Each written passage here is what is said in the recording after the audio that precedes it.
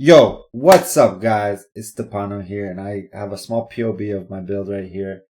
Um, it's a Lightning Arrow MF hybrid rarity build, and I kind of just set up the skeleton for you guys to play with, and you can do whatever you want. I plan on running Wrath and Anger, or Wrath and Purity of Elements.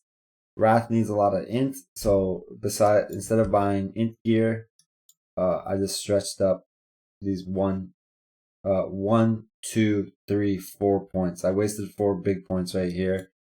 If you wanted to min-max it, you can put it back down here. You get 1 point, you save 3 points so that your cluster is cheaper, and you can put it somewhere else, but that means you need int on your gear at a pretty high value. Furthermore, I am playing Deadeye this league instead of Ranger, and I am using Far Shot without Point Blank. This is a personal preference.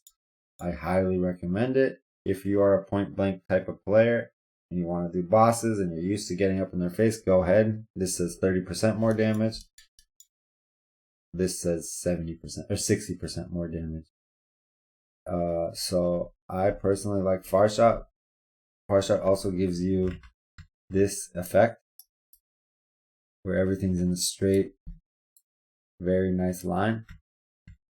So I have Mirage Archer Duration because once I got the headhunter buffs, I can literally let off the mouse and run around. And this is again a preference. Another good mastery is phasing on kill. What I did find out this league in making my build again, they have removed onslaught on kill from Abyss Jewels. With the points you save, you can get onslaught on the tree, or you can use a cinder swallow. So currently in my POB right now, I don't have onslaught, which is kind of a sad thing. If you do not have headhunter, I would recommend 1 Inspire Learning here, and I would not give up this spot. I would put a Lionizer, not Inspire Learning. There is plenty of damage on the tree.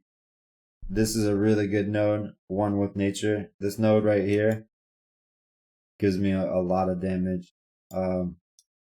So my pathing isn't necessarily the best or the most optimal, and I'm sure you guys can find better options in the tree.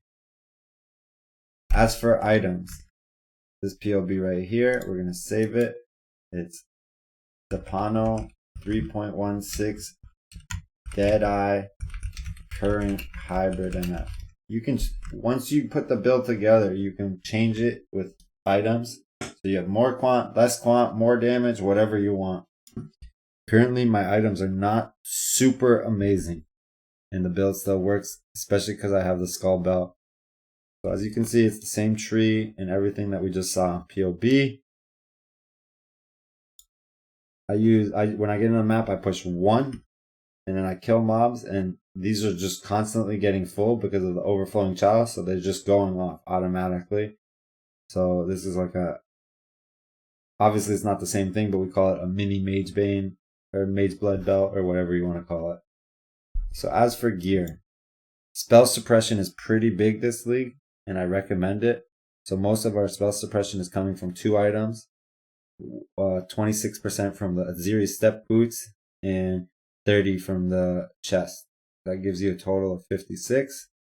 And then we have 10% right here to give you 66% spell suppression. And when we check our tooltip, we have 76. So that means we're getting a little bit more. I'm not sure where we get that from. Spell suppression. We get it right here. When you're on full life, you get 10%. You can easily cap your spell suppression on this build with exit points right here. This is a very good point. It goes from 1 with nature, gives you life and spell suppression. There's plenty of options to get it going. The advantages of going Raider over Deadeye is that you would instantly be capped. You get 40% spell suppression being a Raider. So these 2 items plus Raider and any build is capped spell suppression. items being Hyrie Zyrie and Aziri Step. Cap spell suppression is very, very nice feeling when you don't have a lot of HP. And if you pair it with armor, you almost become invincible to almost anything in this game. So if you have high armor and a lot of spell suppression, damage does not apply to you easily. So this item currently at Aziri Step boots on the price macro is 40C. And the chest piece 6 link. 6 link is, like an exalt. When you do look for the chest, you want a good roll because it probably is going to be corrupted. And the two things to look for would be the damage, the cold damage with bow attacks, and the spell suppression is 30 always. So just look for a nice cold damage with attacks. Maybe a decent evasion roll. Mine has a really, really bad evasion roll. I do get 10% right here. I get int. Even with 46 int on my helmet, I need to path up to here. I only have, currently I only have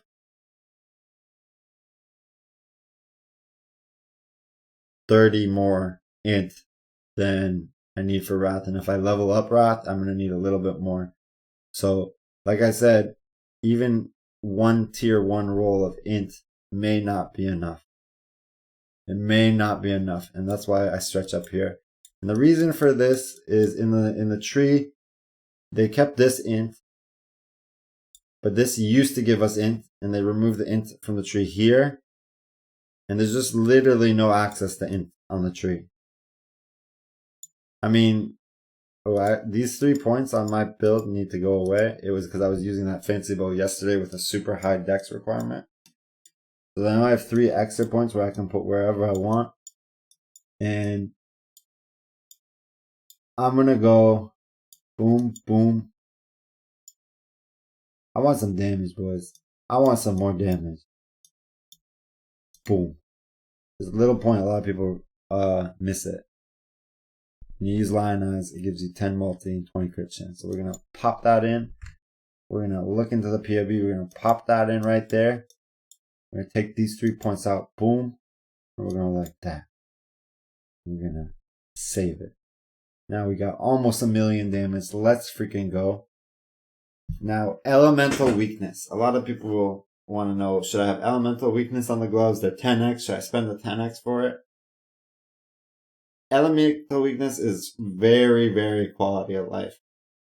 A kind of unknown fact in PoE is that glove curses apply before the first hit, and ring curses apply after the first hit. So your curse is already on the enemy when you have it on your gloves as you're hitting the first enemy, as you're hitting the first mob.